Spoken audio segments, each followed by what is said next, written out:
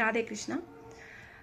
இன்னைக்கு கிருஷ்ணமயா ஜோதிடத்தில் நம்ம ஒரு ஜாதகத்துக்கான ஒரு எவால்வேஷன் நான் பண்ணதை உங்கள்கிட்ட ஷேர் பண்ணிக்க போகிறேன். பேசி முடிச்சு வச்சுட்டு அப்படியே கையோடு சுட சுட இந்த வீடியோ எடுத்துகிட்டு தான் நான் அடுத்த கால் பேச போகிறேன். பிகாஸ் எனக்கு இந்த கைடன்ஸ் கொடுக்கணும் அப்படின்னு தோணுச்சு, அதுக்காக தான் நான் இது பேசுகிறேன். ஒரு மிதுன லக்ன ஜாதகம் பொண்ணு, தனுசு ராசி, லக்னம் பாவத்துவம், அதாவது சுவர்கள் தொடர்பே இல்லைன்னு சொல்ல முடியாது. ஆனால் லக்னாதிபதியும் ராகுவோட பிடியில் இருக்காரு, லக்னம் கேதுவோட பிடியில் இருக்கு. அதே போல லக்னத்தை சனி பார்த்து கொண்டிருக்கிறார். இங்கே சந்திரன் புதன் அப்படின்னு 2 பேரோட சுபர் பார்வை கிடைக்குது அப்படின்னாலும் அங்கே சந்திரன் புதனே நல்லா இல்லை, அமாவாசையில் பிறந்திருக்காங்க. ஸோ சந்திரன் நல்லா இல்லை. ராகுவோட புதன் சேர்ந்துட்டாங்க, ஸோ அங்கேயும் ஹெல்ப்ஃபுல்லாக இல்லை. சூரியனே ராகுவோட சேர்ந்துட்டனால ஆத்ம ஒழியும் இல்லை. ஸோ அதனால இது போக செவ்வாய் குரு 2ம் நீச்சம். சுக்கிரனை தவிர வேற எந்த கிரகமுமே நல்லா இருக்கு அப்படின்னு சொல்ற அளவில் இந்த பெண்ணோட ஜாதகத்துல இல்லை. சரி இருக்கட்டும். நான் பார்த்தோன்னே லக்னம் பாவத்துவமா, இந்த லக்னம் பாவத்துவமா இருக்கு அப்படிங்கிற விஷயம் என்ன அப்படின்னு பார்த்தீங்கன்னா, அந்த குழந்தைக்கு லக்னத்திற்கு சுபர் தொடர்பே கிடைக்கல அப்படிங்கும்பொழுது பெரிய நன்மைகளை அந்த குழந்தையோட வாழ்க்கையில நம்ம எதிர்பார்க்கவே முடியாது அப்படிங்கிற மாதிரியான ஒரு அமைப்பு தான் வரும்.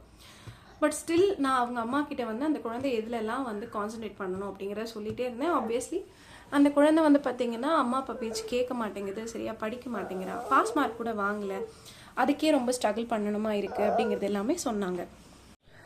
ஸோ இந்த மாதிரி ஒரு பொண்ணை எப்படி கைட் பண்ணுறது அப்படிங்கிறத அவங்க கேள்வியாக இருந்தது. நான் 10th விட்டுடுங்க அப்படின்னு சொல்லிட்டு வாழ்நாளுக்கு அந்த பொண்ணுக்கு என்ன தேவை அப்படின்னா முதல்ல ஒரு 15 நிமிஷம் முழுசாகவே நான் சொன்னேன்.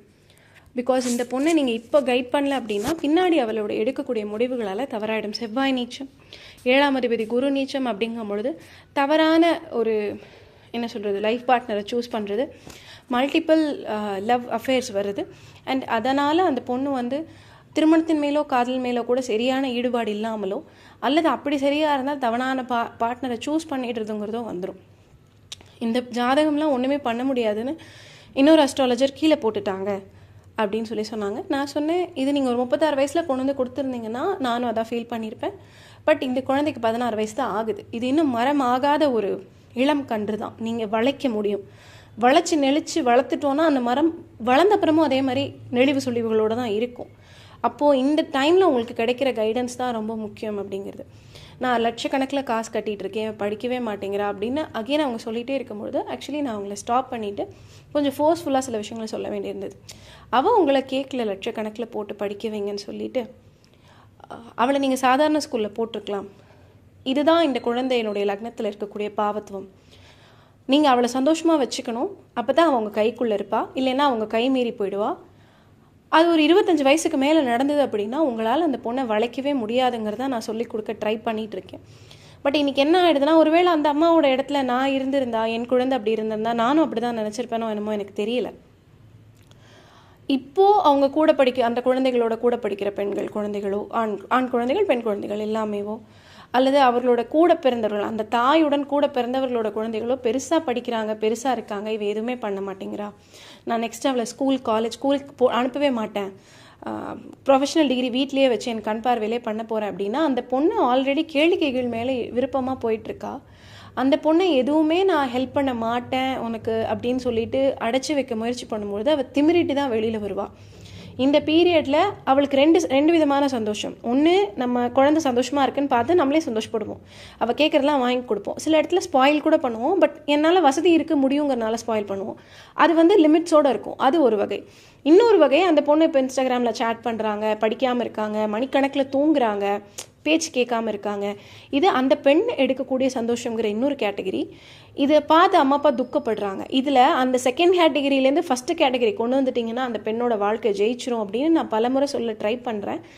அவங்க அம்மா என்ன சொல்கிறாங்கன்னா, அவள் 10th எக்ஸாம் 3 மாதத்தில் வருது, இன்னமும் அவள் இந்த மாதிரி சேட் பண்ணுறதோ தூங்குறதோ இந்த சந்தோஷத்துலேயே யோசிச்சுட்டு இருக்காளே, நான் இவளை எப்படி கைட் பண்ணுறதுன்னு. நான் அதை தான் அவங்க அம்மாட்ட சொன்னேன். 40 வயசு இன்னும் அந்த பொண்ணு நல்லா வாழணும்னா இன்றைக்கி அந்த 10th மார்க்கை விட்டுடுங்க, அவள் சுமாராக தான் படிப்பாள், அதுதான் அவள் தலையெழுத்து. ஆனால் அவள் உங்கள் கைக்குள்ளே தான் இருக்காங்கிற கன்ஃபர்மேஷனை பண்ணிக்கோங்க. அவளோட சந்தோஷங்கள் எல்லாமே உங்களுக்கும் சந்தோஷம் அளிக்கக்கூடியதாக நீங்கள் கன்ஃபார்ம் பண்ணிட்டீங்கன்னா அவர் நல்லது ஒரு திருமண வாழ்க்கை, காதல் திருமணம் தான், ஆனால் நல்லது ஒரு திருமண வாழ்க்கை இருக்கும். வேலைக்கும் ஒன்று போவா, நீங்கள் அவளை பார்த்து சந்தோஷப்படக்கூடிய இடத்துல இருப்பீங்கன்னா அவங்களுக்கு புரியவே இல்லை. திரும்பியும் அவங்க ஃபர்ஸ்ட்லேருந்து அதே ஆரம்பித்தாங்க. இல்லைம்மா, இதை விட பெஸ்ட்டாக என்னால் உங்களுக்கு எக்ஸ்பிளைன் பண்ண முடியாது, ஐம் ரியலி சாரி, நீங்கள் கொஞ்சம் நிதானமாக இன்னொரு முறை எடுங்க, இந்த ரெக்கார்டிங் போட்டு கேளுங்க, நீங்களும் அந்த பொண்ணு பண்ணுற அதே தவறு தான் பண்ணிகிட்ருக்கீங்க. ஒரு ஹியூஜ் பிக்சரை விட்டுட்டு சின்ன பிக்சரை நீங்கள் கான்சன்ட்ரேட் பண்ணிகிட்ருக்கீங்க. ஆஸ் ஆஃப் நவ் அந்த குழந்தைக்கு வந்து இப்போ எடுக்கக்கூடிய மார்க்கை அல்லது இப்போ அவள் சொல் பேச்சு கேட்கல, நான் இவ்வளோ ஃபீஸ் கட்டி வேணா போச்சு, இப்படி தான் யோசிக்கிறீங்க. அவளோட ஹியூஜ் பிக்சரை நீங்கள் பார்க்க மாட்டேங்கிறீங்க. அந்த பிக்சர் பார்க்கணுன்னு நீங்கள் முடிவு பண்ணிட்டீங்கன்னா நீங்கள் ஜெயிச்சிருவீங்க. நீங்கள் ஜெயிச்சுட்டு அவளும் ஜெயிச்சிருவாமா, யோசிச்சு பாருங்கள் அப்படின்னு சொல்லிட்டு நான் ஃபோன் வச்சுட்டேன். பிகாஸ் அது ஒரு 35 மினிட்ஸில் நான் ஒரு 25 மினிட்ஸுக்கு மேலே நான் அவங்களுக்கு இதே தான் சொல்லிகிட்ருக்கேன். மிச்சம் இருக்க டைம் ஃபுல்லாக அவங்க கேட்டது எல்லாமே இதே தான். அவங்களுடைய கனவுகளை அந்த பொண்ணு எப்படியா இருந்தாலும் பரவாயில்ல திணிச்சு நான் கொண்டு வந்துடணும் அப்படின்னு எதிர்பார்க்குறாங்க. அது எல்லா அப்பா அம்மாவுக்கும் உரித்தான, நானும் அப்படி இருக்கலாம். அது வந்து அவங்கள நான் தவறு சொல்ல விரும்பலை. பட் குழந்தையுடைய ஜாதகம் இப்படி இருக்குது அப்படின்னா நம்ம சுதாரிச்சுக்கணும். நம்ம சுதாரிச்சோம்னா மட்டும்தான் நம்மளால் குழந்தையை காப்பாற்ற முடியும். இல்லைன்னா குழந்தைய வேறு எங்கேயாவது சிக்க விட்டுருவோம். ஸோ நம்மளோட கையில் இருக்கும் பொழுது அதை நம்ம செஞ்சு தான் ஆகணும். 35 வயசு 40 வயசுக்கு ஒரு குழந்தையோட அம்மா பொண்ணோ ஆணோ ஒரு 60 வயசு பேரண்ட் கொண்டு காமிச்சாங்கன்னா விட்டுட்டு போங்க, உங்கள் வாழ்க்கை இதுக்கு மேலே உங்கள் ஹெல்த்தை பாருங்கள், ஒன்றும் திருத்த முடியாதுன்னு நானும் சொல்லியிருப்பேன். ஆனால் இன்றைக்கி உங்களால் பண்ண முடியும். அப்படிங்கும் பொழுது இந்த வயதிற்கு உட்பட்ட ஒரு 15லேருந்து 20 வயதுக்குள்ளே கூட குழந்தை இருந்தது அப்படின்னா உங்கள் கையில் இருக்குது இன்னும் அந்த கன்றை உங்களால் ஓரளவுக்காவது வளைத்து சரியாக முடியலனாலும் தப்பாக இல்லாமல் வளர்த்துற முடியும். அந்த responsibilities towards parents, towards family. So அதை வந்து கன்சிடர் பண்ணுங்க அப்படின்னு சொல்லணும். அப்படிங்கிறதுக்காகவே நான் அந்த பிரேக் எடுத்துக்கிட்டேன். Hope this is useful for parents. Thank you.